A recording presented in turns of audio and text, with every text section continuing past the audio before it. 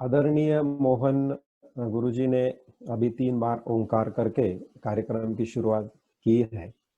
और उसके पहले सक्सेना दीदी ने बहुत अच्छे से 2 भजन गाए हैं। और पूरा वातावरण बहुत ही भक्तिमय ऐसा है। और इसी पवित्र वातावरण में हम अपना आज का ये जो ज्ञान यज्ञ है उसकी शुरुआत करेंगे। तो ऐसा देखा जाए तो अभी कल गुरु पूर्णिमा हो गई। और गुरु पूर्णिमा से हमने बहुत से गुरुओं को वंदन किया, जैसे कि हमारे शैक्षणिक गुरुओं को वंदन किया, आध्यात्मिक गुरुओं को वंदन किया। लेकिन हमें थोड़ा एक दोनों में फर्क भी जानना चाहिए, क्योंकि संस्कृत के अंदर अध्यापक, प्राध्यापक, शिक्षक, गुरु ऐसे बहुत सारे नाम आते हैं। वे हर एक शब्द का अर्थ अलग अलग होता है। वे कौन से तरह का ज्ञान दिया जाता है उसके ऊपर होता है उस शिक्षक को क्या कहा जाए। तो हमारी संस्कृति में ज्ञान 2 प्रकार का है। और ये 2 प्रकार है, एक को कहते हैं विद्या और एक को कहते हैं अविद्या। लेकिन अविद्या का मतलब ये नहीं होता कि वो दुर्विद्या है। वो भी विद्या ही है और वो जाननी चाहिए। लेकिन दोनों के अंदर एक बहुत बड़ा फर्क है। जैसे कि मैं अभी आपको एक उदाहरण देके समझाऊंगा। हमारे पास एक व्हीकल होता है, गाड़ी है, मोटरसाइकिल है। देखिए, वो चलाने का ज्ञान ये एक ज्ञान होता है। और दूसरा ज्ञान है, जैसे कि किसी आप शहर में जाते हो तो वो शहर का ज्ञान कि वहां के रास्ते कैसे हैं, मध्यवर्ती रास्ता कौन सा है, ऊपर रास्ते, छोटे छोटे रास्ते कौन से हैं, ये सब बाहर का ज्ञान हो गया। तो क्या ये दोनों ज्ञानों में से ज्यादा महत्वपूर्ण कौन सा है? जैसे कि मेरे पास गाड़ी है और मुझे वो चलाने का ज्ञान नहीं है, लेकिन वो शहर के पूरे रास्ते मुझे मालूम है, मुखोद्गत है। और मैं वो मेरी गाड़ी लेके, मुझे रास्ते तो पता है, ऐसा समझ के मैं वो शहर में जाऊंगा तो क्या हो जाएगा? नेचुरली एक्सीडेंट हो जाएगा मेरा, क्योंकि मुझे गाड़ी चलाना मालूम नहीं है। अभी दूसरा उदाहरण लीजिए इसी के अंदर, कि आपको गाड़ी चलाना अच्छा भली भांति आप जानते हो, लेकिन आपको उस शहर की मालूमात नहीं है, वहां के रास्ते मालूम नहीं है, बस आपके पास कुछ नक्शे हैं। तो क्या हो जाएगा? आप आराम से वो शहर में जा सकते हैं और जगह जगह पे गाड़ी रोक के किसी का मार्गदर्शन लेके इच्छित स्थल तक पहुंच सकते हैं। इसका मतलब ये हुआ कि बाहरी ज्ञान से आपको आंतरिक ज्ञान ज्यादा महत्वपूर्ण है। उसी तरह से हमारे जीवन में ज्ञान 2 प्रकार का है। एक को विद्या कहा जाता है और एक को अविद्या कहा जाता है। तो विद्या किस चीज को कहते हैं? विद्या आत्मज्ञान को कहते हैं। मतलब मैं के बारे में जो भी ज्ञान है उसे विद्या कहते हैं। मैं कौन हूँ, कहाँ से आया हूँ, ये जगत निर्माण कैसे हुआ, ये जगत में हमारा क्या काम है, हम इसी शताब्दी में क्यों हमने जन्म लिया, क्या हमने कभी इसके पहले भी लिया था, इसके बाद में भी लेने वाले हैं, इस जगत का आगे क्या होगा, इसकी निर्मित के पहले क्या था, आदि जो भी सवाल है, इसे जैसे हम अध्यात्म कहते हैं, यह है विद्या। और जैसे कि ये फल नीचे क्यों पड़ता है, पृथ्वी कैसे घूमती है, ऋतु क्यों आते हैं, और ये शास्त्र विज्ञान क्या है, कंप्यूटर कैसा चलता है, और खेती में धान कैसा बोया जाता है, उसके ऊपर प्रक्रिया कैसी होती है, ये जितने भी शास्त्र है, ये शास्त्रों को अविद्या कहते हैं, साइंसेस। और मैंने पहले आपको कहा कि अविद्या जरूरी है। अविद्या का मतलब दुर्विद्या नहीं है। ये सिर्फ डिफरेंशिएशन किया है हमारे ऋषियों ने, विद्या और अविद्या का।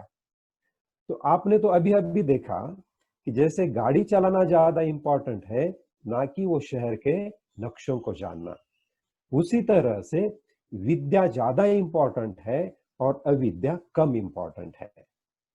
लेकिन आपने अब तक इतना ज्ञान लिया, आप में से बहुत सारे लोग ग्रेजुएट होंगे, एमए पीएचडी होंगे, लेकिन ये सभी जो भी हमने शिक्षा लिया, इंजीनियर्स डॉक्टर्स होंगे, ये जो भी आपने शिक्षा ली, क्या ये खुद के बारे में थी, मैं के बारे में थी, या बाहर की दुनिया के बारे में थी?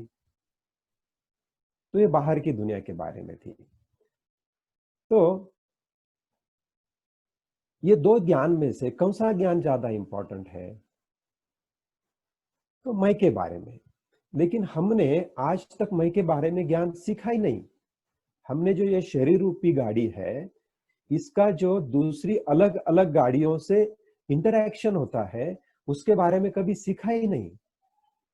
और ठीक उसी तरह से जैसे हम शहर में गाड़ी नहीं चलाना आते हुए गाड़ी चलाते हैं और एक्सीडेंट करते हैं, उसी तरह से हमारी जिंदगी में भी बहुत सारे एक्सीडेंट होते जा रहे हैं।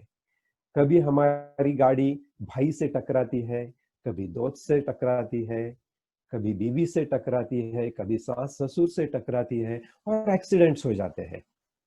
ये एक्सीडेंट से हम कभी बच के निकलते हैं, तो कभी बहुत गंभीरता से हमको चोट आती है, हमारे रिश्ते खराब होते हैं। कभी हमको BP, diabetes, blood pressure, insomnia, bronchitis ऐसे डिसीज होते हैं। मुझे बताइए, कभी ये डिसीज का कोई रोग जंतु होता है? ऐसा कभी सुना है कि हमारे शहर में ब्लड प्रेशर की साथ आ गई जैसी कोरोना की आई है? और सभी लोगों का बीपी अचानक से हाई हुआ है? कभी सुना है? कभी डायबिटीज के साथ आई है, ऐसा कभी सुना है? कभी नहीं। क्यों नहीं ऐसा होता? क्योंकि ये डिसीजेस साइकोसोमेटिक डिसीजेस है। इनका पूरा संबंध हमारे मन से है। और हमारे ऋषियों ने ये जो मन का शास्त्र बनाया है, ये जो विद्या बनाई है, ये विद्या देने का एक सिस्टम था। जैसे कि हम कोई कंप्यूटर के अंदर लॉगिन करते हैं, और कंप्यूटर में जब हम लॉगिन करते हैं तो उस वक्त हमको पासवर्ड डालना पड़ता है। तो पासवर्ड दिए बगैर वो कंप्यूटर ऑन ही नहीं होता। ये एक सिस्टम का पार्ट है। उसी तरह से हमारे ऋषियों ने ये जो ज्ञान है, ये ज्ञान आपको शहर में जाने के पहले, आपकी जिंदगी शुरू करने के पहले आपको आत्मज्ञान लेना ही लेना है कंपल्सरीली, ऐसा सिस्टम बनाया था। जैसे कि कंप्यूटर के अंदर हम पासवर्ड डाले बगैर ज्वाइन हो ही नहीं सकते, उसी तरह से ऋषियों ने एक ऐसा सिस्टम बनाया था कि आप आत्मज्ञान लिए बगैर ये दुनिया के अंदर आपका कोई भी कार्य शुरू ही नहीं कर सकते थे। और उसी को बोला गया था मौजी बंधन, या तो मुंज का विधि। मौजी बंधन के अंदर क्या होता है, वो जो विद्यार्थी है उसको उसका एक विधि करके उसको गायत्री मंत्र की दीक्षा दी जाती है और उसे गुरु के पास भेजा जाता है। तो ये गायत्री मंत्र से उसका आत्मज्ञान लेने का एक कार्य शुरू हो जाता है, और गुरु के पास जाके फिर वो आत्मज्ञान भी लेता है और फिर अविद्या भी सीखता है। जैसे कि वो धनुर्विद्या, अस्त्र विद्या, शस्त्र विद्या, मंत्र विद्या आदि विद्याएं वो सीखेगा। तो ये मैंने आपको संक्षिप्त में बताया कि आत्मज्ञान लेना कितना जरूरी है। और अभी हमारे जीवन में वही एक पार्ट मिसिंग है। जैसे ये मैकॉले का शिक्षण प्रणाली आया, जैसे ही भी ये अंग्रेजों के बाद, या तो हमारी संस्कृति में भी कुछ बाद में भ्रष्टता आने के बाद, ये आत्मज्ञान लेने का सिस्टम ये बंद हो गया। मौजी बंधन का सिस्टम बंद हो गया। अभी मौजी बंधन है, लेकिन किस तरह से है? बस एक सिर्फ विधि की तरह से है। वो विधि करने के बाद हम आत्मज्ञान लेते हैं क्या? तो नहीं लेते हैं। तो यही आत्मज्ञान जो दिया है अलग अलग ग्रंथों में, उसमें से एक ग्रंथ है गीता। तो ये गीता का स्थान हमारे तत्वज्ञान ग्रंथों में एग्जैक्टली कहां पर है, वो भी हम देखेंगे। ताकि जैसे कि बर्ड आई व्यू, जैसे एक कोई बंगलो होता है और वो बंगलों की कोई एक रूम में अगर आप जाके बैठे, आपके आंख के ऊपर एक पट्टी बांधकर आपको वो बंगलों में एक रूम के अंदर जाके फिर आपके आंख की पट्टी खोली जाए, तो आप खुश नहीं रहेंगे। जब तक आपको पता नहीं चलता कि ये वास्तु में कितनी रूम्स है और ये बाहर क्या है, मैं कौन से शहर में बैठा हूँ, ये सब आपको मालूम होना चाहिए। तब आपको शांति मिलेगी वो रूम के जब आप अंदर बैठेंगे। तो उसी तरह से हमको देखना है कि ये जो गीता है, ये तो एक कक्ष है, लेकिन ये कक्ष के आजू बाजू में क्या है, ये कक्ष कहाँ पर स्थित है, वो हम पहले जानेंगे। तो देखिए, भारतीय तत्व ज्ञान जो निर्माण हुआ, तो ऐसा कहा जाता है कि सबसे पहले सिर्फ एक वेद की निर्मित हुई। विश्व निर्माण होने के बाद एक वेद की निर्मित हुई और वो ईश्वर ने की। वो जो एक वेद था, वो व्यास मुनि ने उसको 4 वेदों में उसका विभाजन किया और अलग अलग ऋषियों को, क्योंकि वो एक ही वेद था, वो इतना मुश्किल था ध्यान में रखने के लिए, समझने के लिए, समझाने के लिए, बहुत मुश्किल था। इसीलिए व्यास मुनि ने उसको 4 वेदों में बांटित कर दिया, ऋग्वेद, यजुर्वेद, सामवेद और अथर्ववेद। और हर एक वेद के और उपांग होते हैं। जैसे कि उसके अंदर मंत्र का एक पार्ट होता है और सही जिसे संहिता कहते हैं, फिर ब्राह्मण होते हैं, आरण्यक होते हैं और उपनिषद होते हैं। ये 4 पार्ट है, इसको वेद कहला जाता है। और इन वेदों को श्रुति ग्रंथ कहा जाता है, क्योंकि श्रुति का मतलब क्या है, सुनना। जो ईश्वर से सुना गया, हमारे ऋषियों ने गहन ध्यान में, गहन समाधि में ये शब्दों को सुन लिया। ये किसने रचित नहीं किया, इसको थिंकिंग से मतलब बुद्धि से निर्मित नहीं किया गया है, ये अपने आप निर्माण हुए हैं, जिसे श्रुति ग्रंथ कहा जाता है।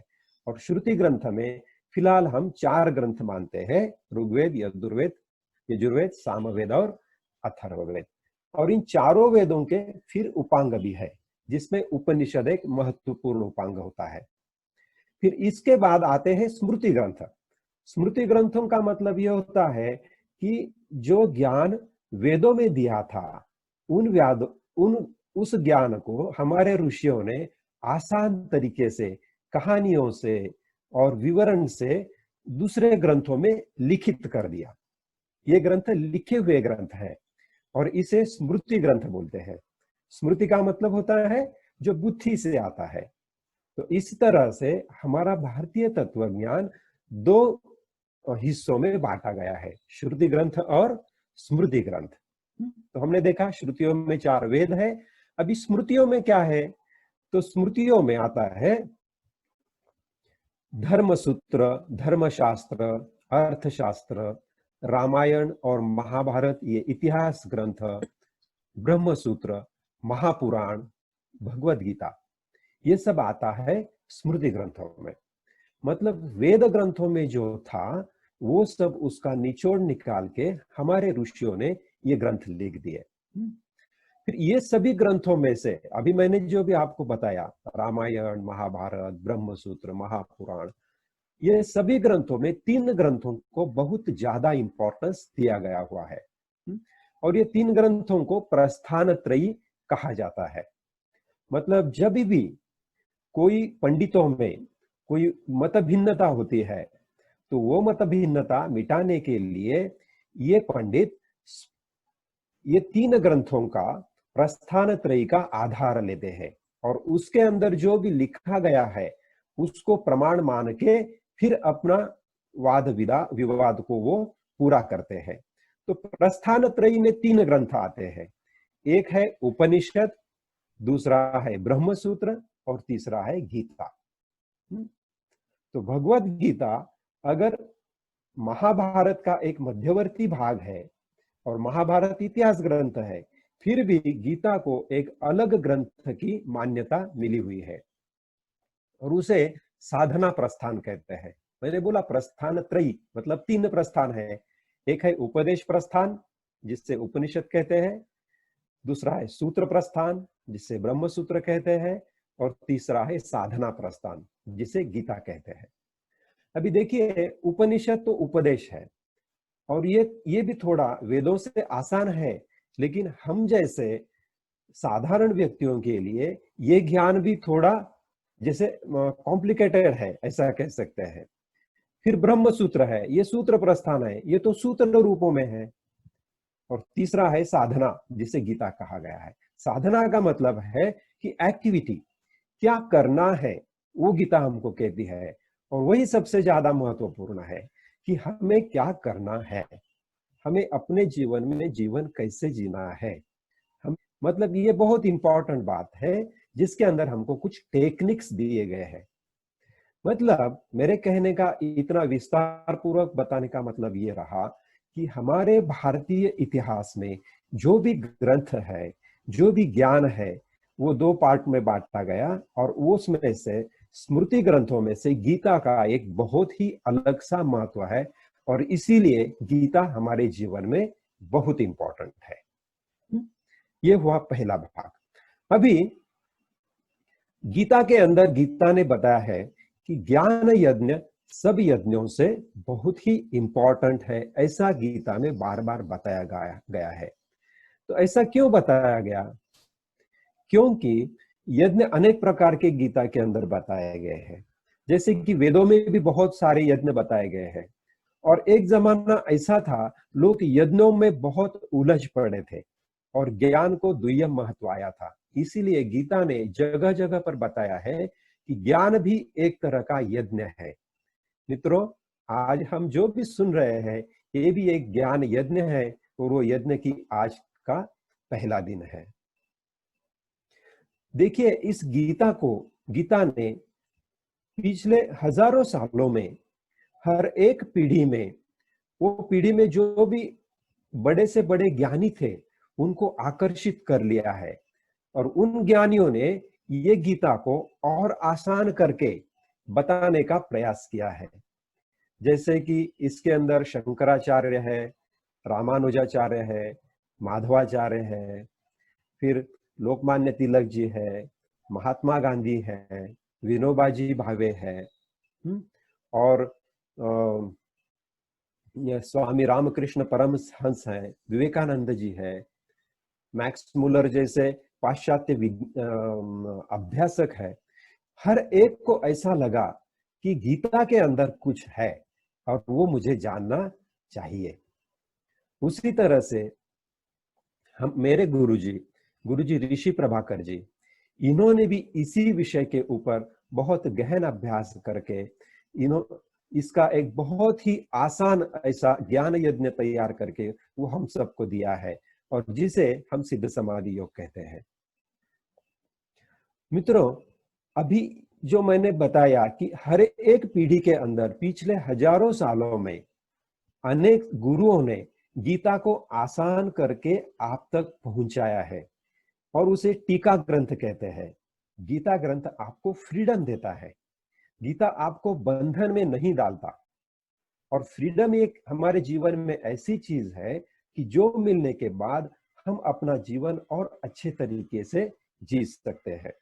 गीता आपको कोई भी धार्मिक विधि करने की का बंधन नहीं बताती है कि आपको यही करना है, वही करना है, ये जाप करना है, वो जाप करना है, ऐसा ये पूजा करना है, ऐसा किसी भी तरह का गीता जी के अंदर कोई भी बंधन नहीं दिया गया है। तो अभी हम इस गीता ग्रंथ के अंदर क्या दिया हुआ है वो सुनने जा रहे हैं। अभी हम गीता का हमारा जो पहला अध्याय है, उस पहले अध्याय के अंदर हमको पता है कि श्री कृष्ण और अर्जुन, ये महाभारत के जो महायुद्ध होने जा रहा है, उस महायुद्ध में कृष्ण रथ चला रहे हैं और अर्जुन युद्ध के लिए तैयार है। तो अर्जुन ने बोला कृष्ण को, हे भगवान, आप ये रथ दोनों सेनाओं के बीच में लेकर चलो, मुझे देखने दो मुझे किससे लड़ना है। और ये किससे लड़ना है ये देखने के लिए उन्होंने कृष्ण जी को ये रथ दोनों सेनाओं के बीचों बीच लेके जाने को बोला। कृष्ण भगवान वही चाहते थे। उन्होंने वो रथ बीच में लेकर आए और उन्होंने बोला कि देखिए, और ये देखो कि कृष्ण भगवान ने रथ किसके सामने लाया। उन्होंने ये रथ कोई दूसरे वीरों के सामने नहीं लाया, उन्होंने ऐसी जगह पे लाके खड़ा कर दिया जिससे अर्जुन अंतर्मुख हो जाए। उसने देखा भीष्म को, उसने देखा अपने पितामह को, भाइयों को। और ये सब देखने के बाद उसको लगा, अरे मैं इनसे लड़ूं। द्रोणाचार्य जी जिन्होंने मुझे ज्ञान दिया, विद्या दी, भीष्म पितामह जिनके कंधों के ऊपर मैंने अपना बचपन बिताया, मेरे ये सब भाई जिनके साथ मैंने खेल खेले, क्या इनसे मैं लड़ूं, इनको मारूं, और इनको मार के मैं क्या क्या मुझे मिलने वाला है? ये राज्य, ये पृथ्वी, मतलब ये भौतिक चीजें पाने के लिए क्या मैं अपने लोगों को मारूं? और वो अपने कर्तव्य से हट गया। तो उसको जो भी ये उसके जीवन में घटित हुआ उसको मोह कहा गया। कि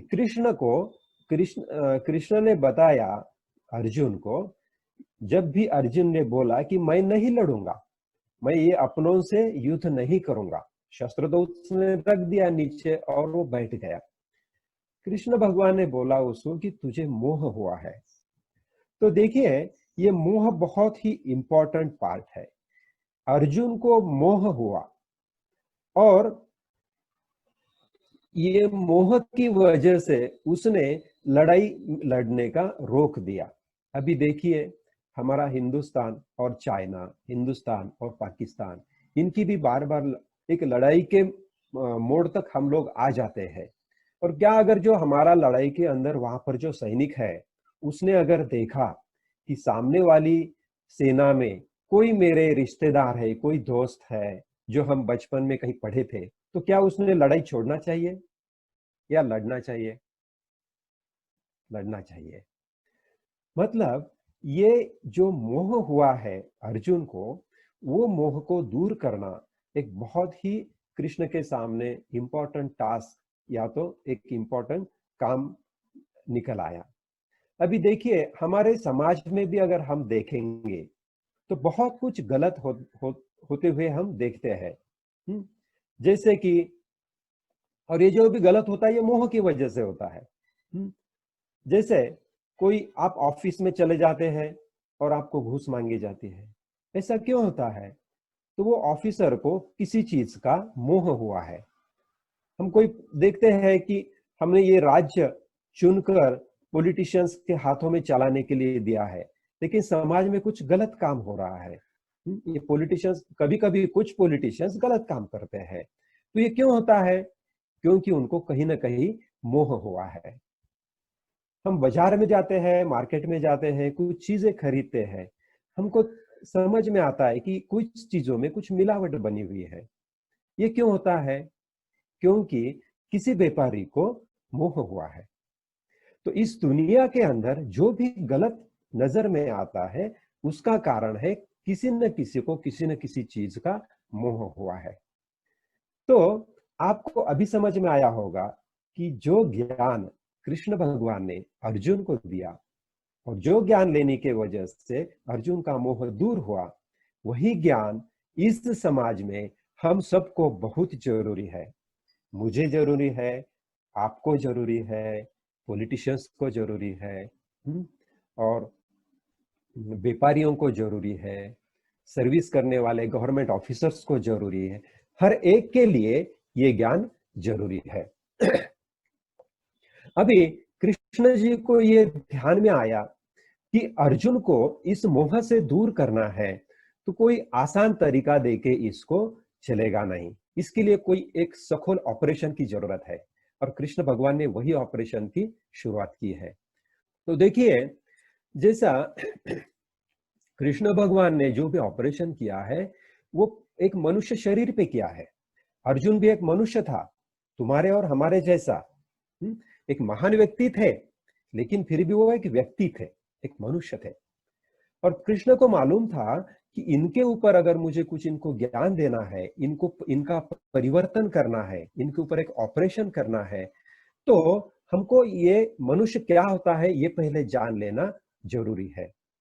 तो देखिए, ये शरीर और ये कान जो हम एक बातें सुन रहे हैं, बस ये एक लेके हम नहीं है।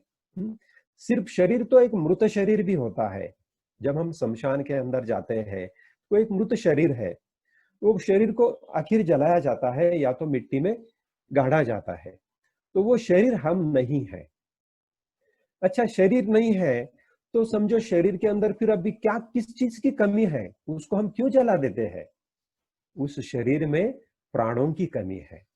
तो चलो, वो शरीर में हम प्राणों को फूंक दिया। अभी आप एक, क्या वो एक परिपूर्ण व्यक्ति हो गया सिर्फ प्राण अंदर आने से? नहीं हुआ। देखिए, कोई अस्पताल के अंदर एक रुग्ण है और वो एक अनकॉन्शियस है, उसे शुद्धि नहीं है, अनकॉन्शियस व्यक्ति है, क्या वो किसी काम का है? कभी कभी हम सुनते हैं कि कोई व्यक्ति 5 महीनों से, 6 महीनों से, 2 सालों से, कई सालों से अनकॉन्शियस है, उसके अंदर प्राण है, उसको मृत घोषित नहीं कर सकते, उसको हम जला नहीं सकते क्योंकि उसके अंदर प्राण है, फिर भी वो व्यक्ति दुनिया में किसी काम का नहीं है। क्यों नहीं है? उसके अंदर किस चीज की कमी है? तो वो व्यक्ति का मन काम नहीं कर रहा है। उसका मन जब भी काम करने लगता है, डॉक्टर बोलेंगे ये व्यक्ति कॉन्शियस हो गया, है ना? तो देखिए, अभी तक हमने देखा शरीर मय के अंदर, मतलब हम जिसे व्यक्ति कहते हैं, वो व्यक्ति के अंदर हमने 3 चीजें देख ली। पहली है उसका शरीर, दूसरी चीज है उसके प्राण, तीसरी चीज है उसका मन। क्या ये तीनों चीजों से एक परिपूर्ण व्यक्ति तैयार होती है? नहीं। समझो, एक व्यक्ति है मंदबुद्धि, हाँ? हम देखते हैं कि मतिमंदों के विद्यालय होते हैं, हमारे समाज में कुछ मतिमंद व्यक्तियां होती है, उनके पास किस चीज की कमी है? क्यों वो लोग मतिमंद है? क्योंकि उनकी बुद्धि नहीं है। जो भी बुद्धि है वो बहुत कम है। क्या खाना, क्या पीना, कैसी बातें करना, कहां पर बैठना, कहां पर उठना, उनको कुछ पता नहीं है। इसीलिए उनके लिए अलग से विद्यालय बनाए गए हैं। तो हमें सिर्फ शरीर, प्राण और कॉन्शियस मन, इसके अलावा बुद्धि की भी जरूरत है। तो समझो, हमें बहुत तेज बुद्धि भी दी गई, तो क्या यह चारों चीजों से एक परिपूर्ण व्यक्ति बनता है? नहीं बनता है। देखिए, कोई रास्ते के ऊपर एक पागल घूमता है, वो मतिमंद नहीं होता। वो अंग्रेजी बात करता है, उसके सामने अगर आप किताब रखो तो वो गणित जो है उसे गणितों के वो उत्तर दे सकता है, आंसर्स दे सकता है, वो बहुत होशियार है, फिर भी वो पागल है। ये पागल क्यों है? क्योंकि उसके पास शरीर है, प्राण है, मन है, बुद्धि है, लेकिन ये चारों का जो मालिक है ना, वो मालिक खो गया है। देखिए, हम कहते हैं ये शरीर है, किसका है? ये मेरा शरीर है। ये मन है, किसका मन है? मेरा मन है। मेरे मन को किसी ने दुख पहुंचाया है, किसी ने मेरे मन को आनंद दिया है, तो ये मन मेरा है। आप कहते हैं ये मेरे प्राण है, और ये मेरी बुद्धि है, ये सभी मेरा है। मतलब शरीर मेरा, प्राण मेरा, मन मेरा, बुद्धि मेरी। जिस तरह से अभी मैं कहूंगा ये पेन मेरा है, तो क्या ये पेन का मतलब मैं हो गया क्या? ये पेन पेन मैं हूं क्या? नहीं, मैं अलग हूं और ये पेन अलग है। इसी तरह से ये मेरा शरीर है, इसका मतलब ये शरीर अलग है और मैं अलग हूं। ये मेरे प्राण है, ये मेरा मन है, मेरी बुद्धि है। तो शरीर, प्राण, मन और बुद्धि, ये मेरी वस्तुएं हैं। इन सब से मैं अलग हूं, मैं इनका मालिक हूं। ये मालिक हूं, और ये मालिक इस घर में रहता है। शरीर रूपी घर में ये मालिक रहता है, जिसे हम आत्मा कहते हैं या तो पुरुष कहते हैं। भगवान ईश्वर का जो एक अंश है वो मैं का रूप लेके इस शरीर में रहने को आया है।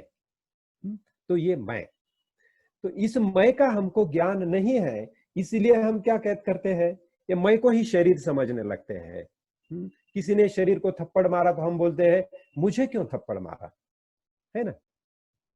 तो इस तरह से हमने ये देखा कि ये जो जिसे व्यक्ति कहलाया जाता है, तो अगर मेरे अंदर कुछ खामियां है, फॉर एग्जाम्पल अगर मुझे कुछ डिसीजेस है, psychosomatic diseases, blood pressure, diabetes, bronchitis, asthma, insomnia, नींद ना आना, मतलब जिस रोग का कोई जंतु नहीं है, ऐसा अगर मुझे कुछ बीमारी है, तो इसका मतलब मेरे शरीर के अंदर ये जो मैंने आपको 5 तत्व बताए, उन 5 तत्वों के अंदर कुछ तो गड़बड़ हुई है। तो ये 5 चीजों को हमको दुरुस्त करना है।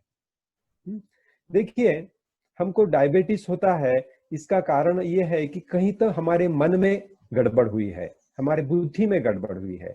तो मन और बुद्धि में गड़बड़ हुई है तो वहां पर दुरुस्त करना जरूरी है। लेकिन हम दुरुस्त का दवा किस चीज को खिलाते हैं, हम शरीर को दवा खिलाते हैं। मतलब इसीलिए क्या हो रहा है, हमको पूरी जिंदगी दवा खाना पड़ता है। बीपी की दवा पूरी जिंदगी क्यों खाना पड़ता है, डायबिटीज की दवा पूरी जिंदगी क्यों खाना पड़ता है, क्योंकि हम इस शरीर को अनकॉन्शियस रखना चाहते हैं। उसको पता ही नहीं चलता क्या गड़बड़ हो रही है, कहां पर गड़बड़ हो रही है। असल गड़बड़ मन में और बुद्धि में है, उसको अगर हम संवारे, उसको ठीक कर दे, तो आपकी ये दवा बंद हो सकती है। हमने देखा है बहुत सारे लोगों के ये दवाएं छूट भी गई है। ये क्यों होता है, क्योंकि ठीक योग्य जगह पे उससे हम ऑपरेट कर दिया। तो उसी तरह से भगवान कृष्ण को पता चला कि इस अर्जुन का ये मोह जो है, तो इसे सिर्फ इतना मोह नहीं हुआ है, इसके अलावा और भी कुछ बीमारियां हैं जिसे मुझे दुरुस्त करना है। इसीलिए भगवान श्री कृष्ण ने अर्जुन को इस 5 तत्व को, जो शरीर होता है उसे कहा जाता है अन्नमय कोश, प्राण होते हैं उसे कहा जाता है प्राणमय कोश, मन होता है उसे कहा जाता है मनोमय कोश, बुद्धि को कहा जाता है विज्ञानमय कोश, और जो ये आत्मस्वरूप है, जो मैं हूं, जो अहंकार है, उसे कहा जाता है आनंदमय कोश। तो अन्नमय, प्राणमय, मनोमय, विज्ञानमय और आनंदमय, ये 5 कोश है। मतलब कैसा है, जो मैंने पहले आसानी से बताया वो अभी मैंने आपको थोड़ा मुश्किल करके बताया। फर्क कुछ नहीं है, वही 5 चीजें हैं, शरीर, मन, प्राण, बुद्धि और आत्मा। तो इन 5 चीजों को हमको दुरुस्त करने के लिए गीता जी एक बहुत ही उपयुक्त ग्रंथ है। मैं तो ये कहूंगा गीता आध्यात्मिक ग्रंथ तो है ही, उसके साथ साथ ये गीता ग्रंथ पंचकोश शुद्धि का एक बहुत ही शास्त्र शुद्ध ग्रंथ है। हम तो इसे ऐसा समझ सकते हैं कि ये एक फिलोसॉफिकल ग्रंथ तो है ही, लेकिन एक मेडिसिनल या तो ये मेडिकल का भी एक बहुत शास्त्र शुद्ध ग्रंथ है, ऐसा हम इसको बोल सकते हैं। और देखिए, फिलोसॉफी को थोड़ी देर दूर रखेंगे, पहले ये तो समझ कर लेंगे कि क्या ये ग्रंथ मेरे जीवन में क्या परिवर्तन ला सकता है, क्या ये ग्रंथ मेरी बीमारियां दूर कर सकता है। मुझे ब्लड प्रेशर, डायबिटीज, इंसोम्निया ऐसा अगर कुछ है तो क्या ये मेरा दूर कर सकता है। मेरा पत्नी के साथ झगड़ा होता है, भाई के साथ मेरी बात नहीं होती है, सास ससुर से मेरा जमता नहीं है, क्या ये ग्रंथ मुझे वहां पर फायदा दे सकता है, जरूर दे सकता है।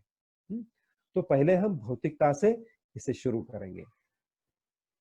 तो देखिए, इस गीता जी में भगवान कृष्ण ने अलग अलग योग दिए हैं। सांख्य योग दिया है, कर्म योग दिया है, ध्यान योग दिया है और भक्ति योग दिया है। 4 महत्वपूर्ण योग है, सांख्य, कर्म, ध्यान और भक्ति। अभी मुझे बताइए, ये 4 अलग अलग योग क्यों दिए कृष्ण भगवान ने? क्या वो अपने लिए वो चॉइस दिया है, जैसे हम मार्केट में जाते हैं और कोई हलवाई की दुकान में गया तो अलग अलग तरह की मिठाई है, जो आपको पसंद आए ले लो? ऐसा नहीं है। कुछ लोगों की ये गलत धारणा है कि आपको जो भी योग भाता है वो आप ले लो। कुछ लोग तो कहते हैं सिर्फ भक्ति योग ले लो, कलयुग में सिर्फ भक्ति योग की जरूरत है, बाकी योग आपके लिए नहीं है, वो योगियों के लिए है। लेकिन ऐसा नहीं है। देखो, जैसे कोई कार अगर आपको चलानी है तो उसको 4 पहिए होते हैं और एक स्टेपनी होती है। क्या 3 पहिए निकालने से आपकी कार चलेगी? नहीं चलेगी। आपको चारों पहियों की जरूरत है और एक स्टेपनी की भी जरूरत होती है। उसी तरह से गीता जी के अंदर हमको ये 4 योग दिए हैं, जो कि हमारे जीवन के ये 4 पहिए हैं, बहुत ही महत्वपूर्ण पहिए है। और इन 4 पहियों के अंदर ऊपर हमारी गाड़ी जोर से चलने वाली है और आज के आगे जोर से भागने वाली भी है। फिर आप बोलेंगे 4 पहिए तो है, फिर इसकी स्टेपनी कहाँ है? तो भगवान ने, कृष्ण जी ने हमको स्टेपनी भी दी है और वो स्टेपनी को कहा जाता है प्राणायाम। मतलब सांख्य योग, कर्म योग, ध्यान योग, भक्ति योग और प्राणायाम, ये 5 चीजें भगवान ने बताई है। अच्छा, 5 ही क्यों दी, 6 क्यों नहीं दी, या 3 क्यों नहीं दी? तो उसके लिए भी कारण है और वो शास्त्र शुद्ध कारण है। देखिए, अभी अभी हमने देखा कि हम 5 कोश से बना हुआ ये पिंजड़ा है, अन्नमय, प्राणमय, मनोमय, विज्ञानमय और आनंदमय। तो 5 कोशों की शुद्धता करने के लिए कृष्ण भगवान ने हमको ये 5 चीजें दी है, 4 योग और एक प्राणायाम। ये 5 हथियारों की मदद से हम 5 कोशों का शुद्धिकरण कर सकते हैं। देखिए कितना आसान है। गीता ग्रंथ बहुत आसान है, इतना आसान है कि जैसे ही ये वर्ग खत्म हो जाएगा आप बोलेंगे, अरे ये इतना आसान था, मुझे तो पता ही नहीं था, ये तो मैं अपने जीवन में, रोज के जीवन में तो अमल में ला सकता हूं। तो सच में ये वही और उतना ही आसान है। अभी देखिए, मैं एक एक का रिलेशन आपको बता देता हूं कि कैसा इसका रिलेशन जुड़ता है। सॉरी, हमें एक बुद्धि होती है। तो बुद्धि की शुद्धता के लिए किस चीज की जरूरत है? तो बुद्धि योग की जरूरत है। भगवान ने बुद्धि योग दिया, जिसे सांख्य योग कहला जाता है। देखिए, सांख्य योग को अलग अलग नाम दिए गए हैं, लेकिन वो योग एक ही है। कोई इसे सांख्य योग कहते हैं, कोई इसे बुद्धि योग कहते हैं। तो सांख्य और बुद्धि योग एक ही है। तो ये किस चीज के लिए है सांख्य योग? सांख्य योग है हमारे बुद्धि का शुद्धिकरण करने के लिए। बुद्धि का शुद्धिकरण किस चीज से होता है? तो ज्ञान से होता है। जैसे कि अभी आपको मैंने बताया, एक एग्जांपल दिया कि एक कार है और वो शहर में घूमती है और कार चलाने का पता नहीं, तो क्या कार चलाने का ज्यादा इंपॉर्टेंट है या नक्शे ज्यादा इंपॉर्टेंट है? आपने बोला कार चलाना ज्यादा इंपॉर्टेंट है। मतलब आपके बुद्धि का मैंने क्या कर दिया, कुछ हद तक शुद्धिकरण कर दिया। आपके मन में मैंने, आपकी बुद्धि में मैंने प्रवेश किया और आपको यह समझ आया कि बाहर के ज्ञान से अंदर का ज्ञान ज्यादा महत्वपूर्ण है। तो इसे कहते हैं बुद्धि योग या तो सांख्य योग। उसी तरह से आत्मा के बारे में जो ज्ञान दिया गया है उसे भी सांख्य योग कहा है। उससे हमारे बुद्धि की शुद्धता हो जाएगी। अभी दूसरा है, क्या है? कर्मयोग है। कर्मयोग किस लिए दिया है? तो हमारा जो अन्नमय कोश है, हमारा जो शरीर है, उस शरीर को शुद्धि करने के लिए कर्मयोग है। हम हमारा कर्म गलत तरीके से करेंगे तो उसका परिणाम हमें शरीर के ऊपर दिखता है।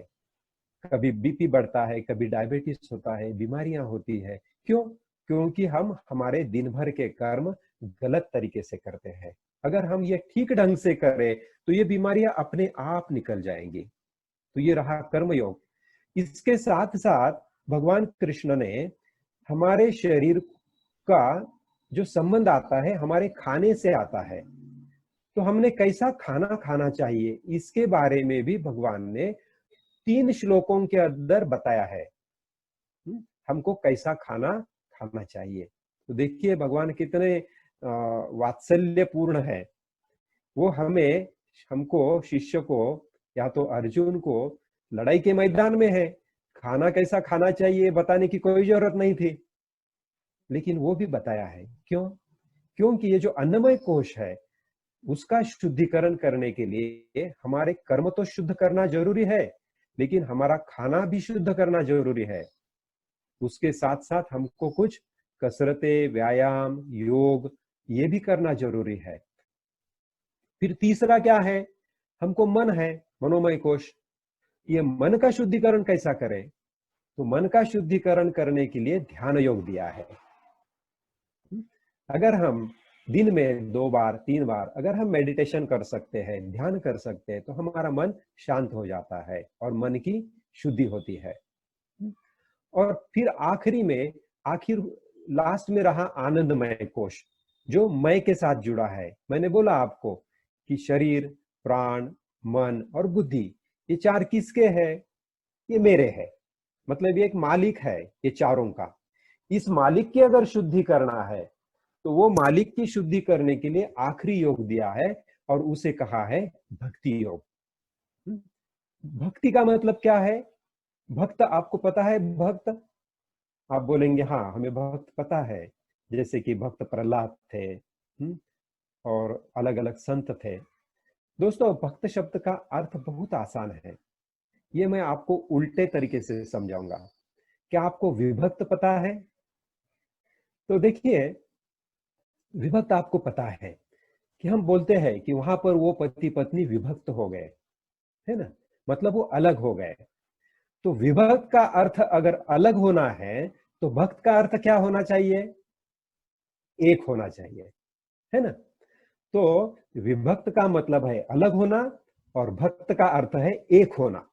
भक्तियों का अर्थ है एक होने का योग। किस चीज से एक होना है? भगवान के साथ एक होना है, ईश्वर के साथ एक होना है, अपना जो असली स्वरूप है, आत्म स्वरूप है, उसके साथ एक होना है, अपने आप को खुद को जान लेना है। ये सबको हम भक्ति योग कहते हैं। तो देखिए, मानव शरीर बना है 5 चीजों से और वो 5 चीजों के लिए भगवान कृष्ण ने हमको 4 योग दिए हैं और प्राणायाम दिया है। वो प्राणायाम सिर्फ 2 श्लोकों के अंदर दिया है। इस तरह से ये 700 श्लोकों की भगवत गीता ग्रंथ हमें भगवान कृष्ण ने दिया है। हम क्या करेंगे, इसकी पुनरुक्ति ना करते हुए महत्वपूर्ण बातें मैं आपको समझाऊंगा और ये गीता ग्रंथ हमको कैसे समझ लेना है, इसकी महत्वपूर्ण चाबियां मैं आपको दे दूंगा। जैसे कि एक कोई घर होता है और वो घर के अंदर प्रवेश करने के लिए चाबी चाहिए, तो ये कर्मयोग के अंदर कैसे प्रवेश करना है, ध्यान योग के अंदर कैसा प्रवेश करना है, इसकी कोई बहुत आसान चाबियां है। ये चाबियां मैं आपके पास देने वाला हूं और वो चाबी लेने के अंदर आप ये गीता ग्रंथ का के अंदर, ये गीता रूपी जो एक भव्य मकान है, उसके अंदर आप बहुत आसानी से प्रवेश करेंगे और आपको ग्रंथ अपने आप समझने लगेगा। हम अभी यहाँ पर आज का क्लास में रुकेंगे। इसके अलावा भी मैंने आपको कुछ रूल्स बताया है। आपको शुचिर्भूत होकर बैठना है, आपके गृह कर्म पूरे करके बैठना है, आपको कोई अच्छे से टेबल कुर्सी के ऊपर बैठना है और आपके हाथ में कागज पेन रहना जरूरी है और आपके सभी के सभी क्लास अटेंड करना बहुत ही जरूरी है। तो ये मैं यहाँ पर ये आज अपने क्लास के नियमों को दोहराते हुए मेरा ये आज का प्रथम पुष्प पूरा करता हूँ। जय गुरुदेव।